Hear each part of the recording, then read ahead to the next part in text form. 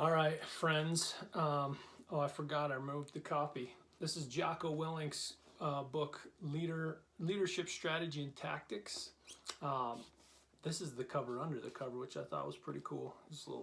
His GI Joe mug ingrained in the cover. If you don't know Jocko, he should be like he should be the person that they make all like GI Joes after. He's he's a Navy SEAL, was a commander, he did everything in the SEALs, and he's just like in my head he is the GI Joe. He's the Navy SEAL. Like as far as like his image, just his look, his build, like the way he talks and sounds. It's just so perfect. But Jocko was, as I said, a SEAL. He had several deployments, at least a few to like Ramadi during the wars in the Middle East, and he was a consultant. Maybe he still is, I guess. I don't know. And he's written probably 3 books that I know of, and he also has a pretty popular podcast. So if you haven't heard of him, check him out. He talks a lot about like war, though, right? So if you're into that, he interviews a lot of like Vietnam vets and stuff like that to just pull out stories in history and things, and kind of show their stories of those people who have done some pretty amazing things. So very cool. But this book is very much focused on leadership, as it says, leadership strategy and tactics. And he goes into like very like detailed, like walk you through how you should approach a plethora of scenarios. And so while I freaking love, many of the highlighted topics of what he said, there were times where I was like, okay, skip this principle. But I think he was trying to go like, if you're a new leader or not even a leader, you want to be a leader, here's the playbook. And if you are a leader, here's a way to kind of step it up another notch. And so I very much appreciated kind of the detail that he had, even though there were principles that maybe I felt strong in, that I was like, okay, I can kind of get through the basics of that one. But I took a lot from it, and loved his stories. And before I get started, one thing that I thought was extremely interesting is, if you think of the SEAL teams, like who goes into the SEAL teams, right? A lot of times these are people that are freaking hardcore, right? And some of them are very egotistical and think that, being bigger, badder, and stronger and proving that to other people is like what's important.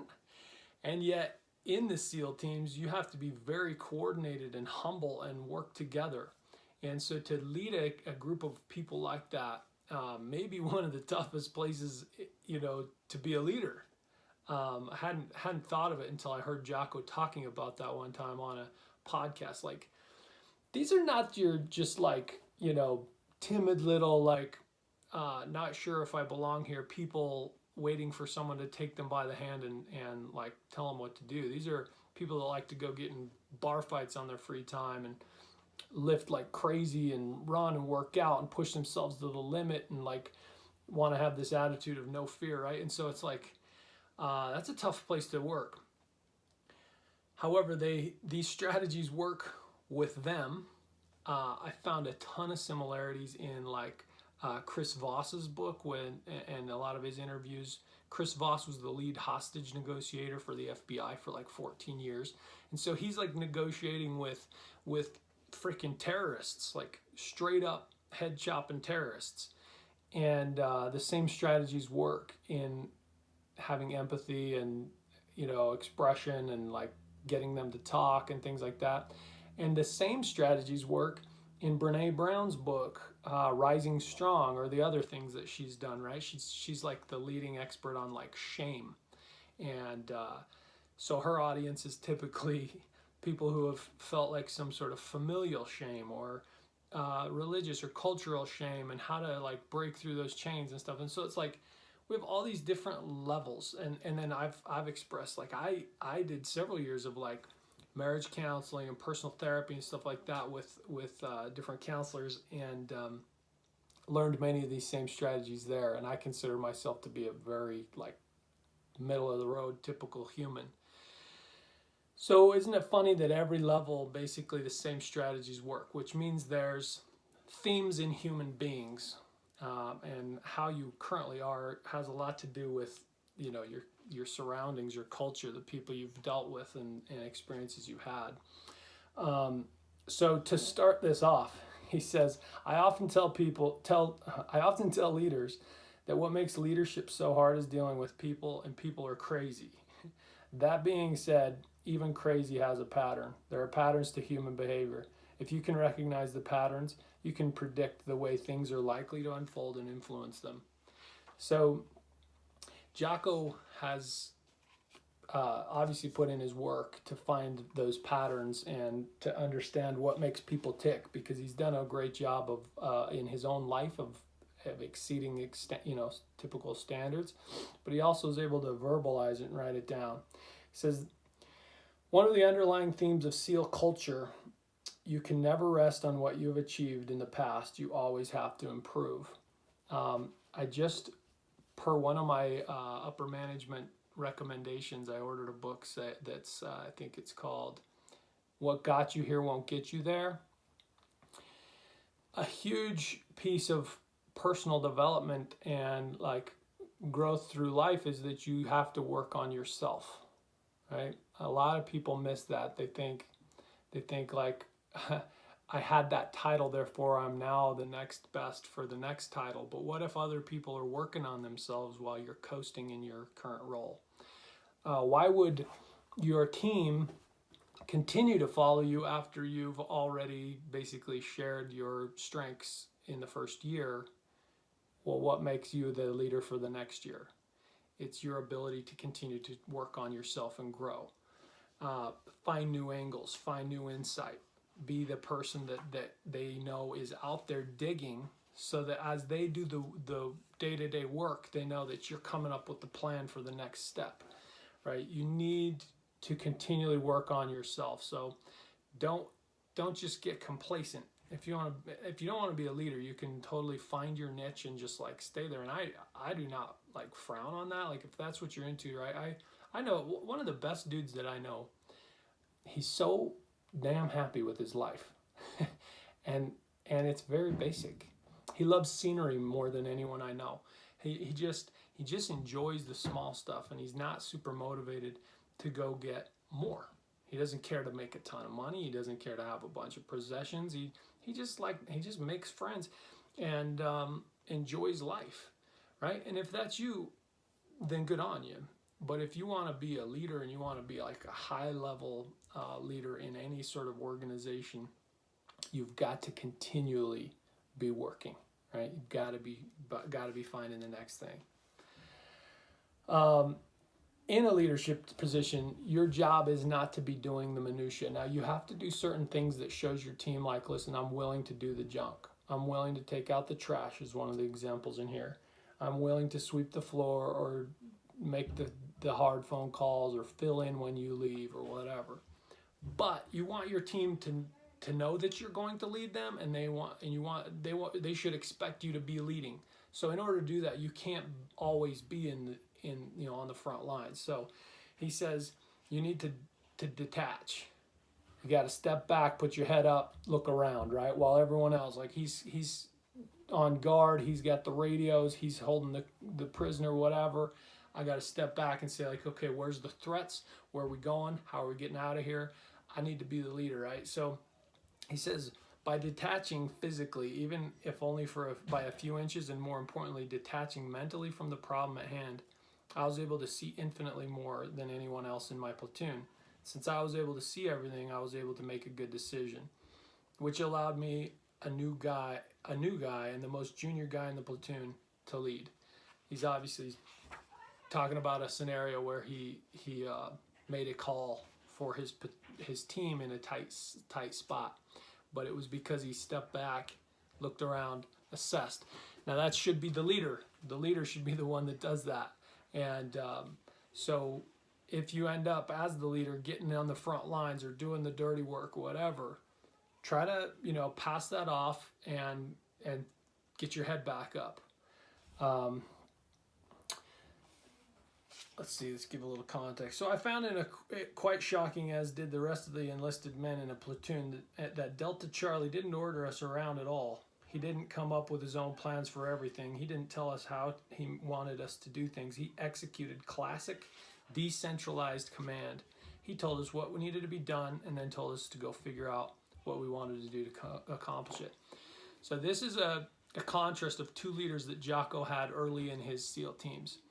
One basically was there because of his level of command. I don't know my military levels well enough to throw it out, but anyway, he hadn't accomplished much. He hadn't been deployed maybe at all, while two of the other guys had been a couple times and were like straight up badasses, right? And but this guy basically said, what I say goes. I make the plans, I get the credit, my word is law. And so he made some pretty bad plans. Their missions weren't as successful, and the guys were frustrated and worried, right? Because in a SEAL team, it's life and death if you make bad plans and you have poor execution, right? Well, then eventually they got a new leader. This guy had done everything, had every right to be an egotistical guy and command it, tell everybody what to do and when to do it. But instead, he did that. He did the decentralized command. Here's the mission, guys. Go figure it out. Bring your plan to me. Let's take a look. And by doing that, he showed humility. He gave them ownership. He gave his team an opportunity to learn, right? They had to figure out their plan. They had to think it through. So they were not only well versed in what was going to happen, but it was their plan, so they were owning it. So they had a ton of ownership. They didn't want their plan to fail. It's fine if that, jerk's plan fails and they come into an obstacle and they go like, well, that idiot didn't think of this, right? And they don't give much effort to get around that obstacle because it's like validation that the guy's an idiot. If they run into a problem in their own plan, they're going to do everything they can to get through it because they don't want their plan to fail. And this is what they told the boss they were going to do, and they don't want to fail the team, and right? So it's like it gave them buy-in. It changes the whole thing. Now the boss is supporting them in their plan instead of them doing what the boss says.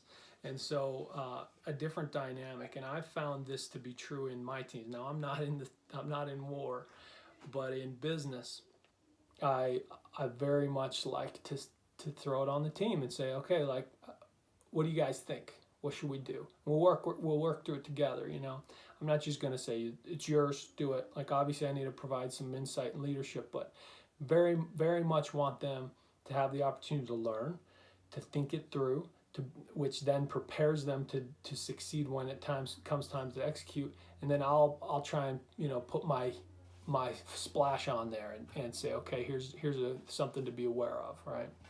So I really liked that insight there.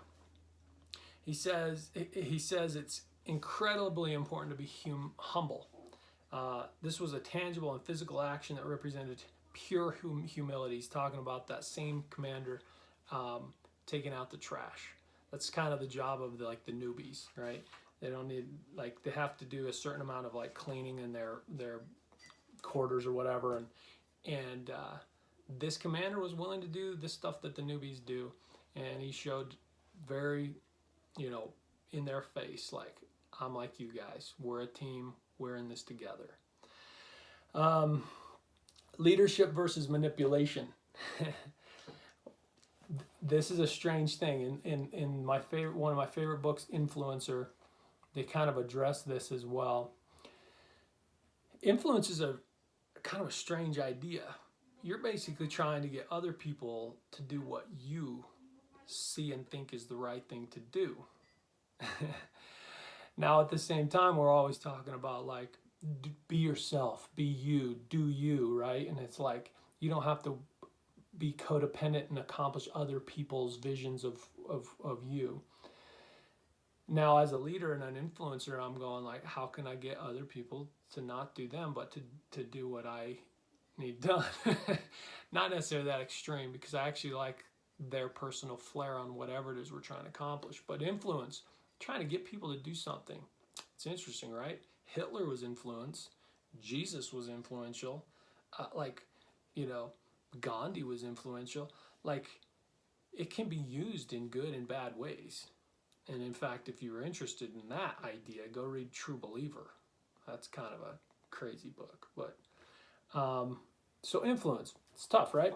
But here he says leadership and manipulation.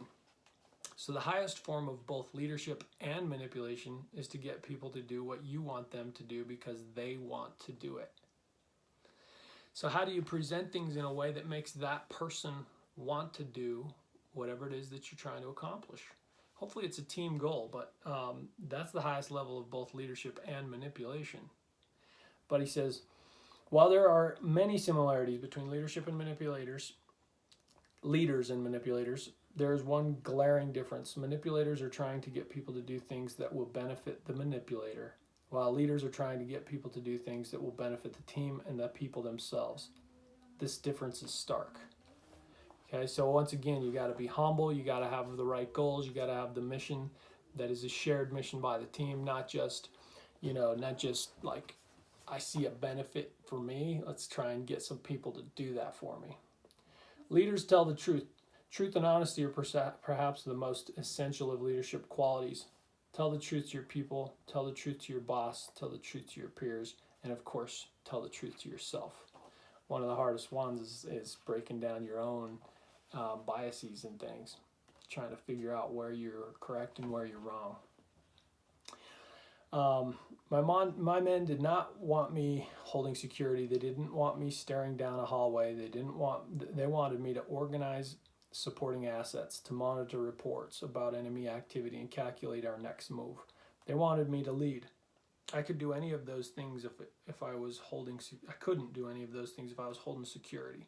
So when I did have to pick up security, one of my guys would almost instantly tap me on the shoulder, present his weapon to the enemy threat, and nod to indicate that he had the area covered. Now and had taken responsibility. Then I could back off, high port my weapon again, and pay attention to what was going on in the bigger picture. If one of my guys saw me trying to get control of a detainee or marshaling a prisoner or clearing a room or a hallway, he would step in and do it for me. My team wanted me looking up and out, not down and in. I've talked about this a lot, but a lot of times what happens, someone becomes a leader because they're super good at whatever the task is that the front line does. So in a work environment, if I'm the best salesman or the best, data analytics guy or whatever, and then I get promoted as a result of like my work, that doesn't make me a leader. That just makes me the best at what was going on, and now I'm not even doing that anymore. So it's very natural for people to become either micromanagers and try and tell people how to do their job like in great detail, or to end up back on the front lines doing it while at the same time trying to get all their leadership stuff done too, and it doesn't work well. So it's a bit of a pitfall that a lot of people go into. And so when you become a leader, you really have to change your focus. And I would encourage you to read leadership books and think of leadership strategy and look at influence and how to communicate with teams and create team dynamics, things like that. But don't fall into that trap. See, so Jocko had his guys trained up to the point where they were going like, my job is to take care of this stuff so that he can make a plan that keeps me safe, and then I'll execute that plan and the next plan and the next plan. That requires a lot of trust. That requires a lot of time spent working together and having positive outcomes as a result. And so if your team's always going like, he never works, he never does anything, all he does is like get on our calls and ask us what our thoughts are, well, that's not leadership. You got to have goals. You got to accomplish things. You got to see the numbers change, whatever. But it's important to be the actual head, to be the leader. He says put people in roles that make sense for their personalities. Now, it's important to do cross-training and things like that. Make sure people get experiences outside of their comfort zone and outside of their area. But you want to know their strengths, their comfort zones, and you want to make sure to maximize that. Because here's the thing, if you look at like intelligence, like IQ on a bell curve, like something like 90% of us fall within 30 points of one another. 30 points of center, basically, I should say, on that bell curve. And so it's pretty rare to find someone that's just like much more intelligent in all areas than average, right? So while all of us are essentially average people, we all have strengths that are beyond average, right? So for me personally, I probably rank quite a bit lower on like verbal communication, reading, vocabulary, stuff like that.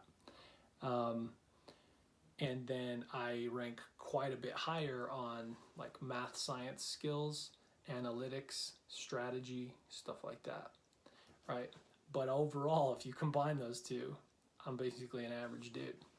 So most people are something like that, right? They might be very good with computer skills and whatever. They might be good with verbal communication. They might have excellent writing skills. They might be physically, superior, whatever.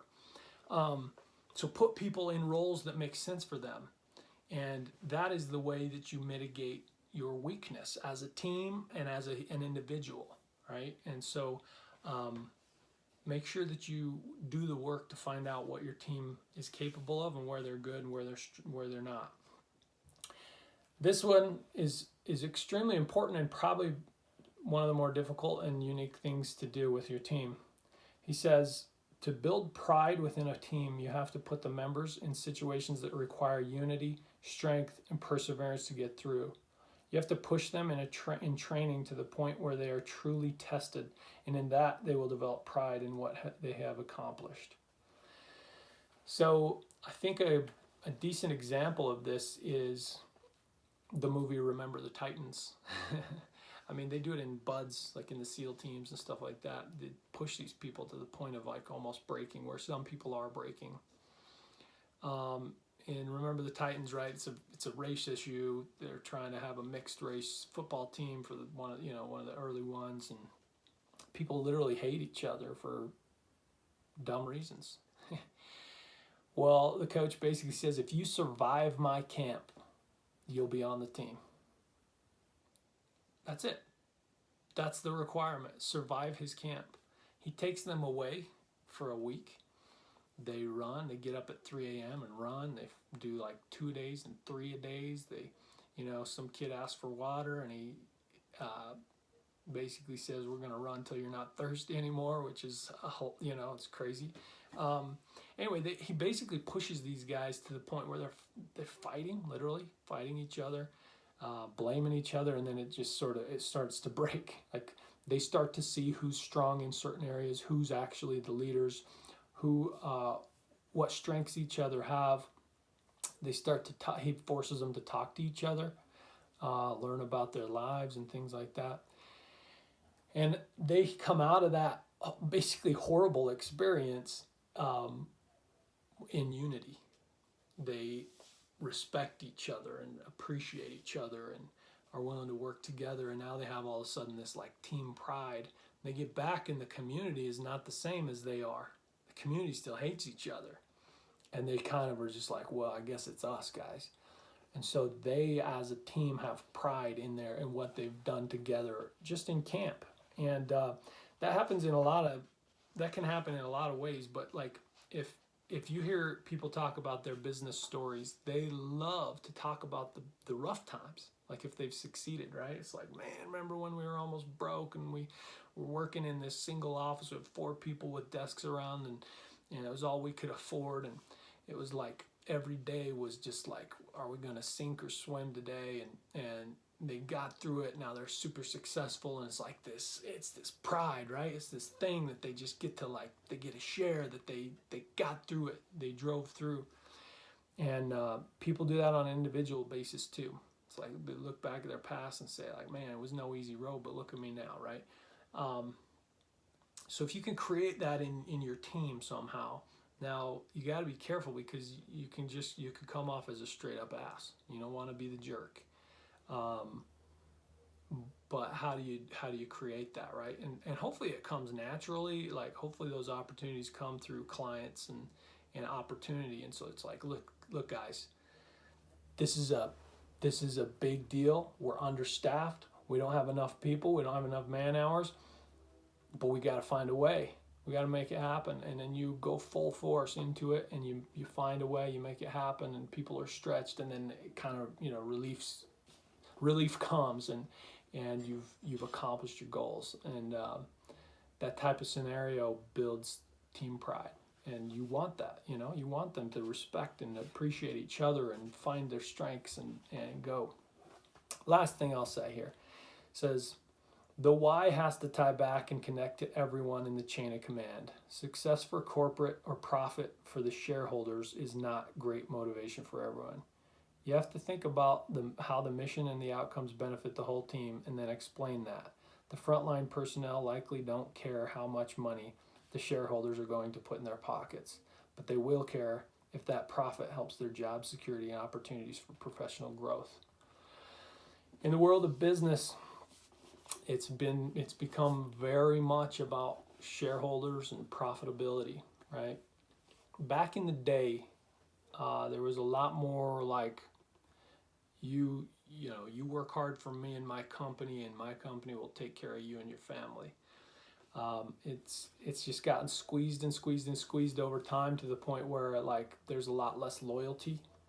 Companies are much more quick to cut staff to make an arbitrary number so that shareholders are happy, and there's just a lot less, like, employees have figured that out, and they became a lot less loyal to companies, and they're willing to just use companies as stepping stones. And so in that environment, it's difficult to create a really prideful team in their work that you're doing and accomplishing. And so how you sort of build that why into what you're doing, and make it about them, make it about the individual on your team, and say, look, if we can accomplish this, I know it's hard. If we can accomplish this, that means, we have secured more business. That means our job's secure. It means we might have to grow, and you might get a promotion, like all that.